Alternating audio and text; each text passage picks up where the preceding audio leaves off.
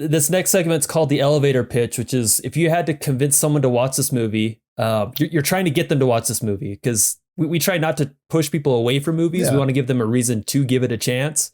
Yeah. If you were to choose one scene to give this movie a chance, what scene are you showing?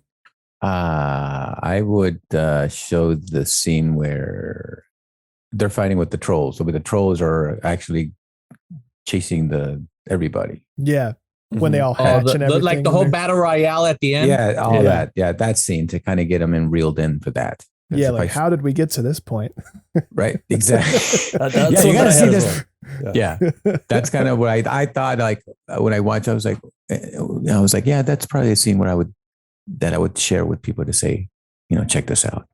Because I mean, like the troll costumes and everything, they're actually like pretty cool. Like they were ugly looking, and then back then the technology and the way they would create these monsters and just with all that gooey, made them gross.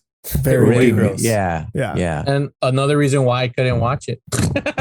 As a kid, I had to go over to my friend's house and watch it. Your mom hated Like, this sorry, movie, this I'm is sure. rated R for boogers. Yeah, she snot, did. Yep. goop. It was a Stuff booger, like that, dude. It was a booger monster, pretty much. Yeah. Yeah. Well, you guys do know that they had to give credit to the Chiodo brothers. You guys know who that is, right? I don't think I do. Are those Okay, the those are Killer the Clowns guys? Yes. Those are the Killer Clowns. So they use some of the masks from the clowns for the trolls. So that's why some of them look like them. They had to paint it. So they get credit for special effects because that's cool. They use some of the awesome.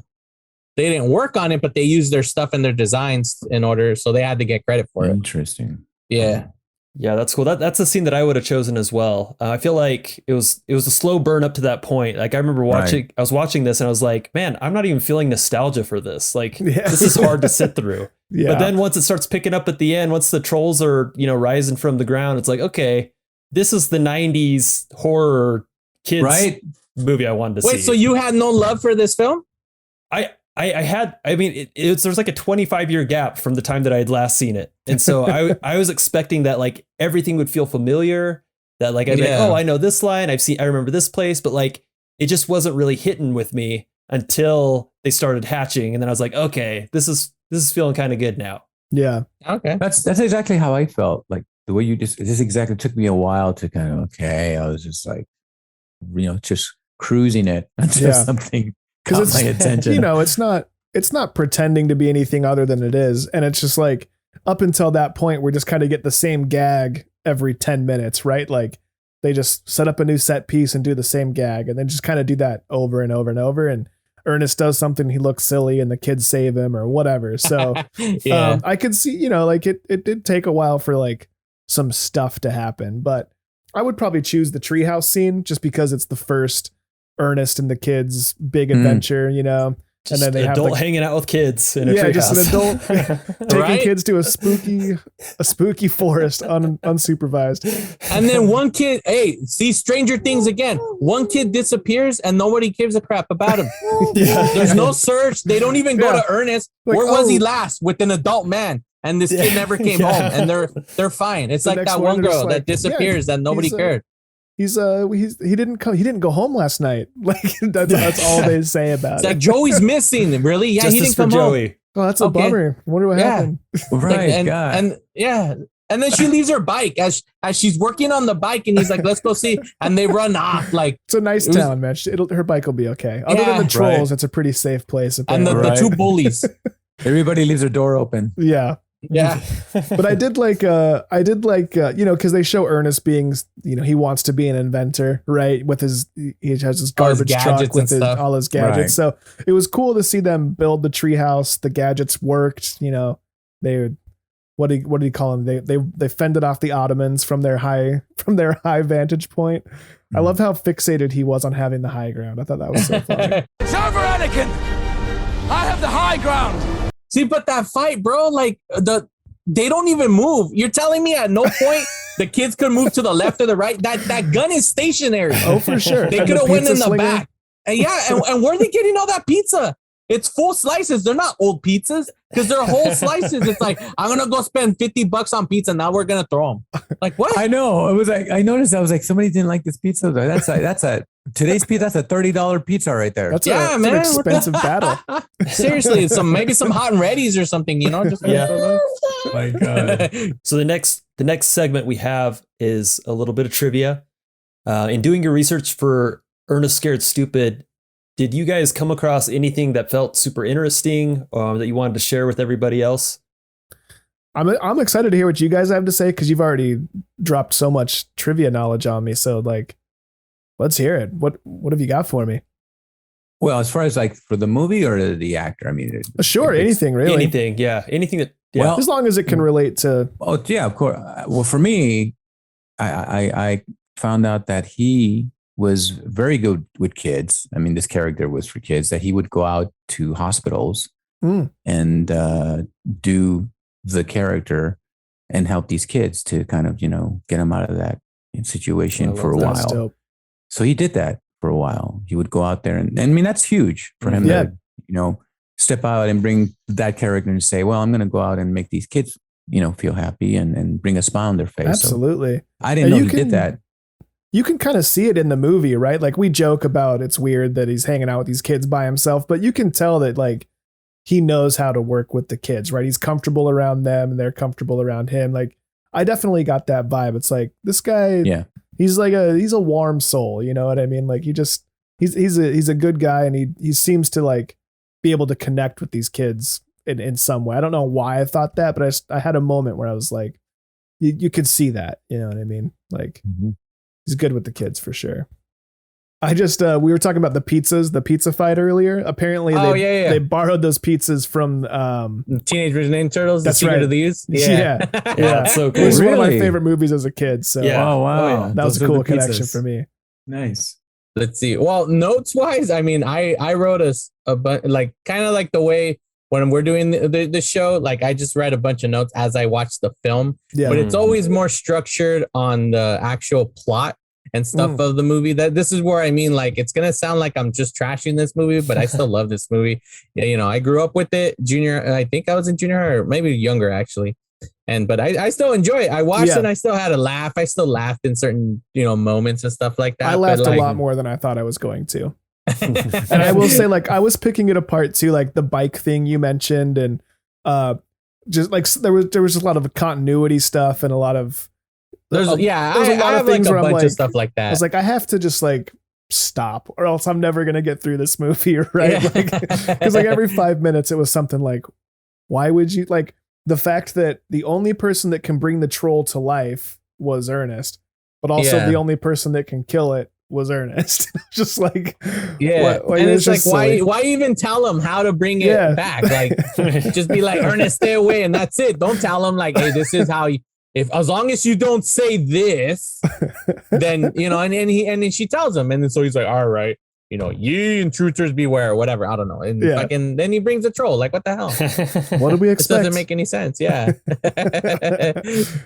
But yeah, I don't know if you want me to go answer the. Yeah, sure. Right, well, the very first thing I gotta say about from all my notes is the one thing. This movie, it's all Ernest's like brain synapses like firing at 100% right before he dies. So all of this isn't real because when Rimshot accidentally sets the truck, in which actually, you know what? It wasn't an accident. Rimshot was trying to kill Ernest. It's like, I found my way out. Yeah. And when Ernest is in the trash, he dies. He's dead. It makes sense.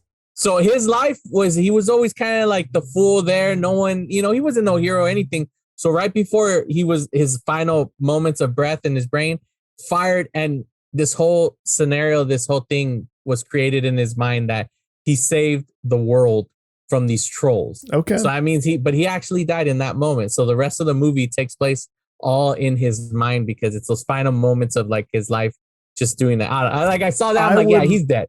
I would love if that were actually the case. Yeah, it's not the case, but no, I mean, just I'm going to go ahead and say that it is because it makes sense to me, right? Like one of the main people in the movie is the old witch lady. I can't remember her name right now. Old lady Hackmore. That was his next assignment, so it would have been on his mind before he passed. He obviously had a connection to the kids, so that they would have been on his mind. So like, I could see that. I'm gonna buy it. We're gonna make that be the official canon.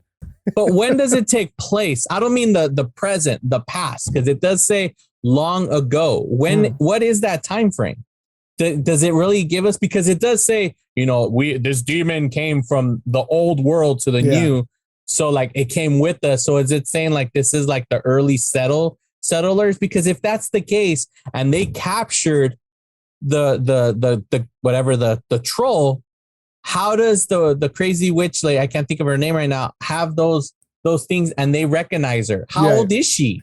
It seems like it was hundreds of years, but it was like 50. Yeah. Because is that you? Is that my sister? It's like, wow, you got old. Like, how old is she? It was like the blip from Endgame. Yeah, like, it doesn't make any freaking sense. Like, like that. It's just, things like that. I don't think they put a whole lot of thought into it, to be honest. And then like I'm just going down some of the stuff I've already said. So I'm going down my little list. Kenny's mom basically looks pissed off that he's getting his ass kicked by two fucking bullies. Yeah. She pulls up and said, "Honey, are you okay?" She's like, "What's going on? Really? Come on." Like gets all mad, like all that. He's like, "Mom, I was getting my ass kicked." She's like, "Where were you, Mom?" Yeah. Right? She's like, "Go with your dad. You're going to the party." She's like, "Don't be." Yeah. And I was like, "What the fuck? What a mom is that?" They didn't even care. And then like when everybody, the city's complaining to him, like, "My son never came home. Kenny never." Like, okay, now the dad's worried, But then there's this one guy. "Hey, my trash hasn't been picked up in a week." Like, really? He's gonna go complain to the cop? He's like the guy that gets mad that, "Oh, they didn't give me my chicken nuggets in the drive-thru." Like, that's the type of guy that's. Well, I don't know, man. If I don't have my chicken nuggets. Yeah, Tyler's the wrong person to say that to. And then this movie could have gone dark. The moment where Ernest captures the troll, and then they open up the trash, remember? And then the cop, he's like, "All right, Ernest, open it." And he has the gun. Dude, finger on the trigger. No trigger discipline. Shot both the kids. He just sees trolls. They're in costume. Babas. Yeah. And then they find out the kids. Like, that movie could have gone dark. What you call it? Why were they building a haunted house in the forest? I'm not talking about the tree house. When they're first building the haunted house, there's like nothing around. Who's gonna go to that haunted house? I don't know how they're gonna get kids out there. But did you and your friends or anyone in your neighborhood ever do that? Like, but in someone's yard. Yeah, one of the we're not gonna go out in the middle of nowhere and be like, we gotta carry all our supplies now. Like, what the hell? That was random. That's hilarious. Let's see. Oh yeah, when Ernest gets fired, because before he's getting fired, the kid's like, "No, Dad, Ernest is serious. There's a troll out there," and they're like that whole scene, and then that's where like, "Ernest, you're fired," and Ernest gets all sad, and they're walking away, and he's like, "Come on, Kenny, tell your dad," and he gives him this look like, "The fuck you think I've been doing this whole time?" Like, you now, like, it's gonna make a difference now. Like, and he just looks at him like, "Oh man, like, what the fuck? Come on, Ernest." Let's see. The teacher, like, again, no one cares about kids. The Kenny's mom goes up to the teacher and she's like, "Have you seen Kenny? I can't find him." And she's like, "Yeah, you know what? It's too late for him now. He's gonna be late for the contest." She's all mad and annoyed that he's missing. Like no one cares about kids. All the adults are like, yeah, no concern. And then, I guess nothing bad has ever happened in that neighborhood. That's my assessment. It's a very safe place. The most fucked up part of this movie is the part where the crazy witch lady sees the mom and the daughter, and the daughter goes, "I hate you, Mom." And then the mom goes, "Well, I'm not very fond of you either." That was a pretty like honest response from the mom there. I was like, "Damn, this is like either." Yeah, this is some heavy stuff. I love the kid turns around. She's like, "Oh fuck," she called my bluff, and she's like, "Mom, I love you." Yeah, but I was like, dude, that's fucked up. The mom just said, "You know what? I don't like you either." So, fucking kid. It was honest. It was real, man. Brutal. And then there is just a little error where Kenny, the actor, the kid, when they're in the school and Ernest is fighting him, he's holding Rimshot, and before he gets turned into wood, Rimshot runs off, and then he goes, "Hey, Rimrod!" come back. I just noticed there was like a little error, but no one caught it on set. They're like, we can't reshoot. No one had the heart to Those- correct Jim. right? Kids, no one cares.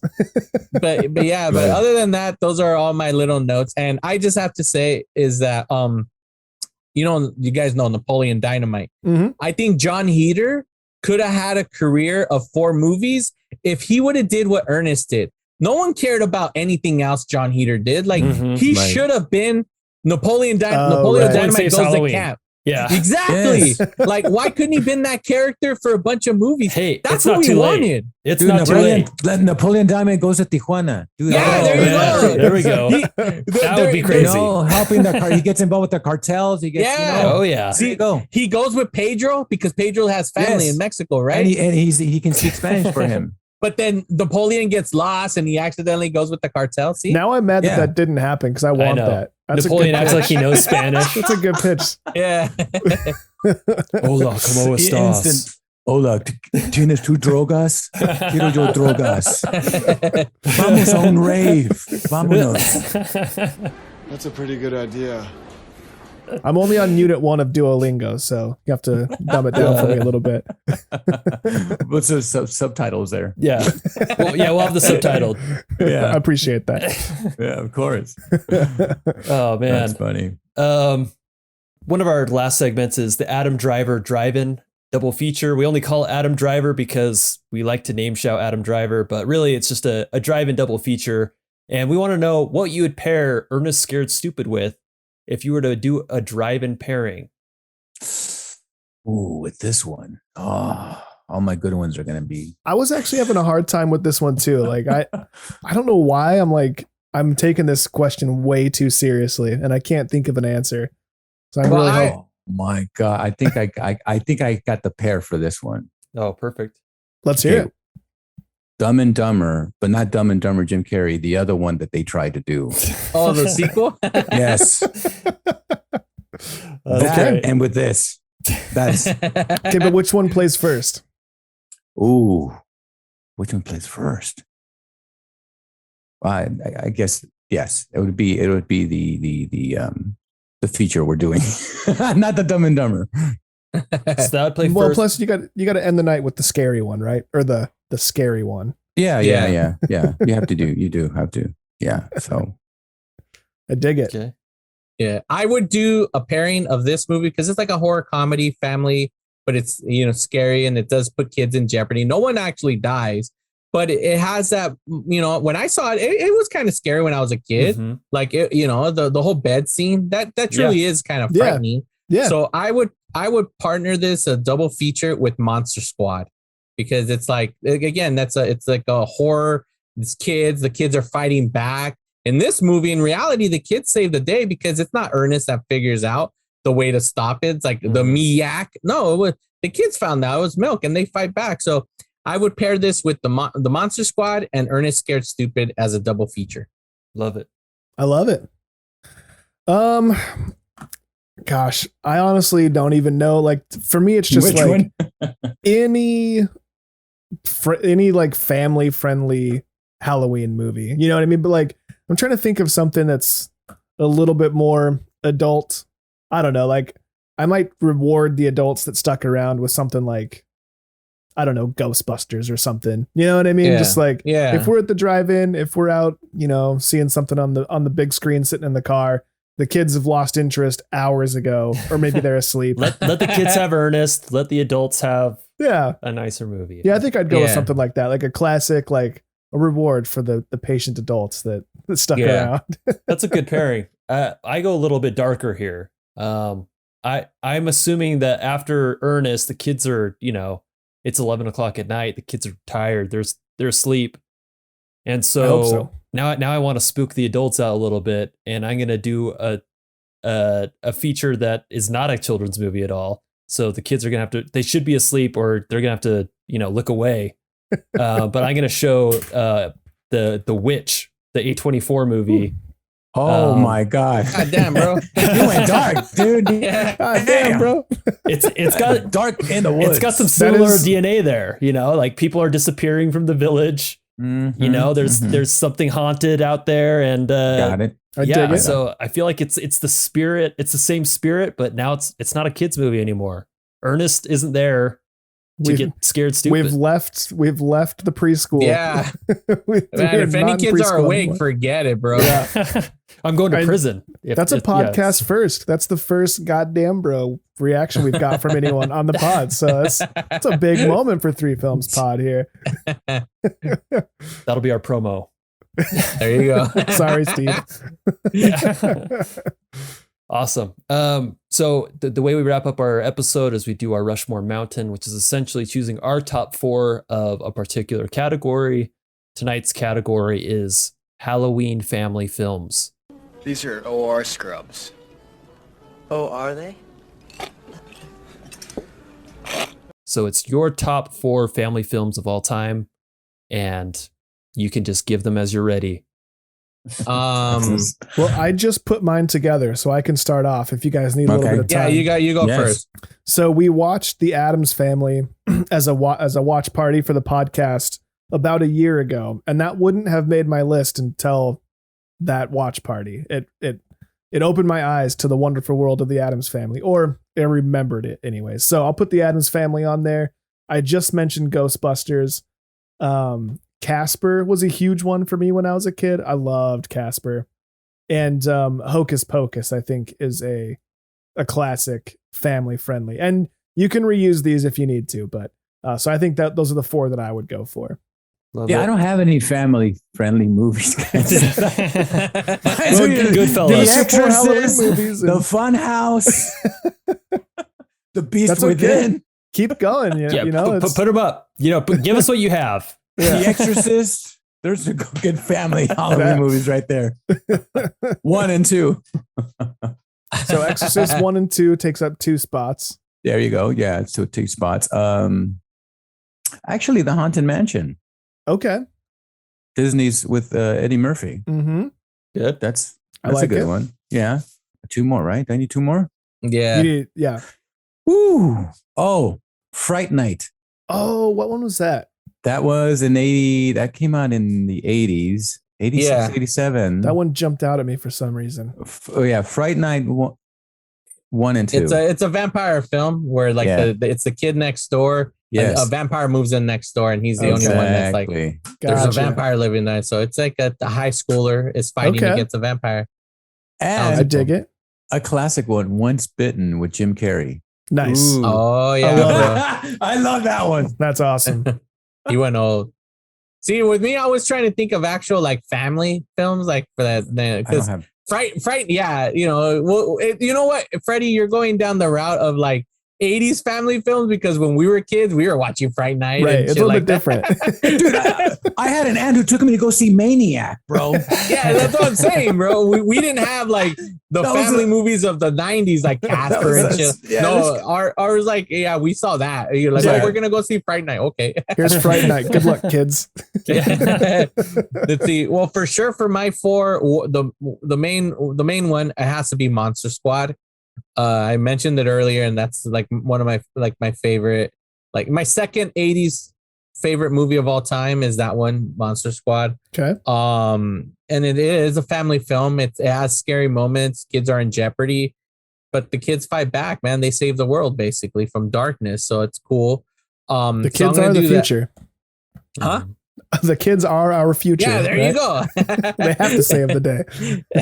So I would do that. I'm gonna go down the route of actual like family films. Okay. So I think I'm gonna probably go the first Goosebumps because I know my kid loves it and it is enjoyable. Jack Black is funny in it.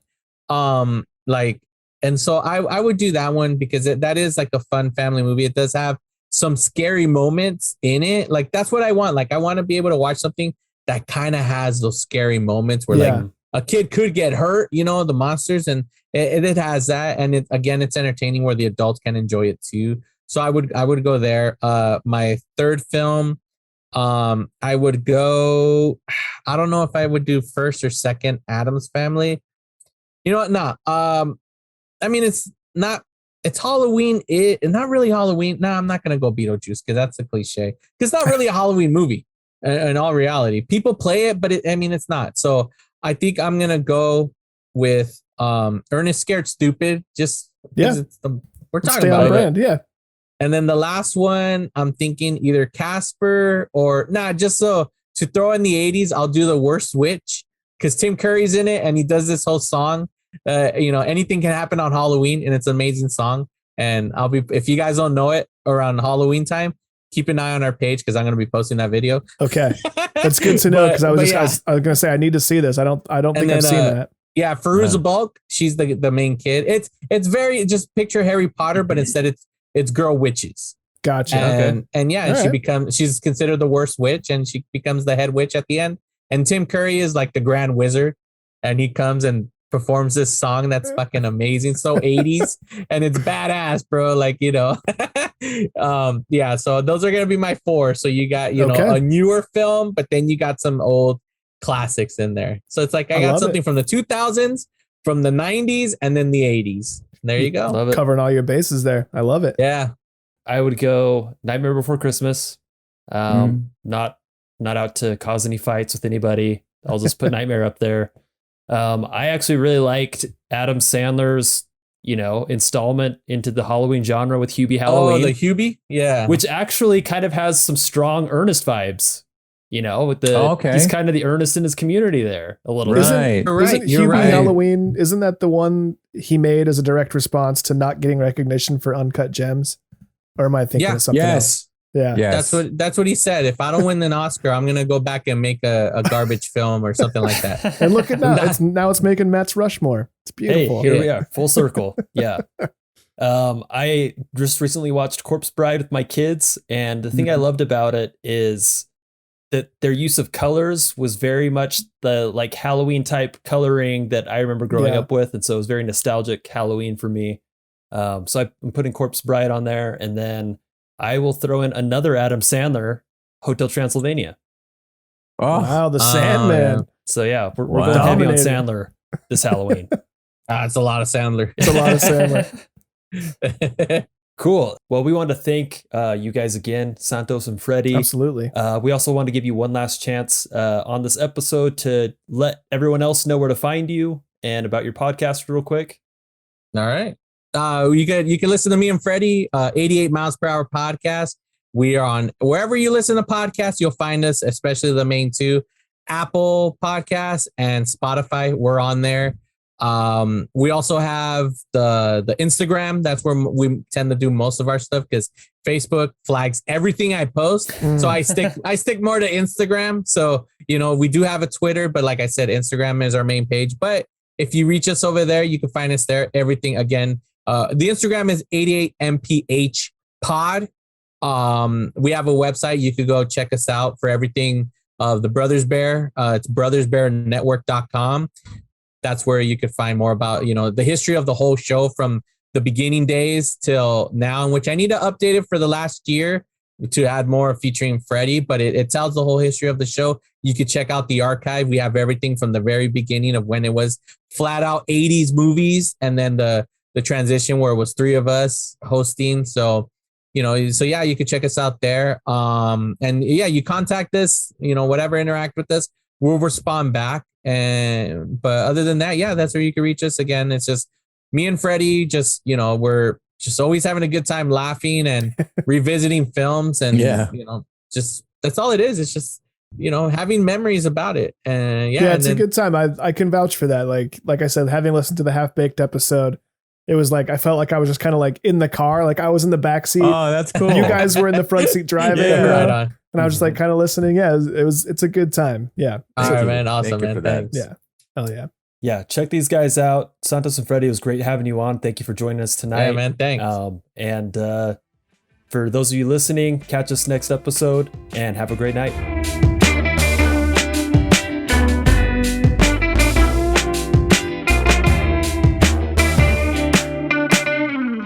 Do you like this? Aren't accessories important? I think very much so, for hunters especially. I know.